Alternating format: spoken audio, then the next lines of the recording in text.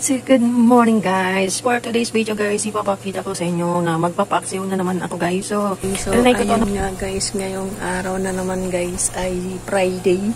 So, walang pasok dito sa Saudi kapag Friday guys. So, ngayon, nakita nyo naman ay magpapaksiw ako guys. So, yun ang ulam ko. Kasi sabi ng nanay ko, isda daw kaming dalawa. So, ayoko ng prito kanya. Gusto ko paksiw sa akin. So, ayun nga, nagluto na naman ako guys. So, mamaya kakain na naman. Mapaparami na naman ang kainin ko kapag yung may ganyan, mga masasarsa o may mga sabaw na pagkain. So, guys.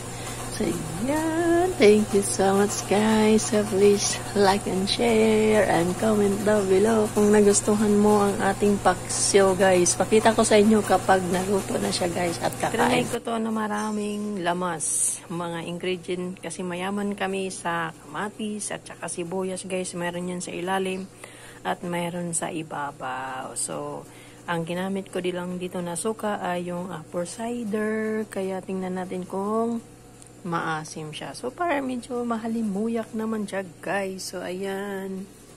Ito, paksiw na naman ang ating ulam, guys. Sabi ng nanay ko, dalawa lang daw kaming kakain. So, tatlo daw kami ng ulam. So, ayan. Mamaya, kakain na naman tayo, guys. Lulutuin na natin kay prito daw ang nanay ko. So, akin paksiw. So, lulutuin ko siya, guys. So, yan, guys. Nilagyan ko siya ng konting mantika at saka asin, paminta. So, yan. Tara, guys. Lutuin na natin siya. Ito na, guys. Kumukulo na siya ang ating paksiw. Pinaluto ko muna siya sa suka, guys, para sumipsip sa isda yung suka natin. Ang bango guys. Dito guys, mayaman kami sa kamatis at saka sibuyas. Pero hindi dito marami yung luya.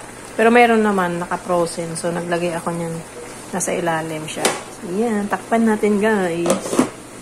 Yummy, yummy.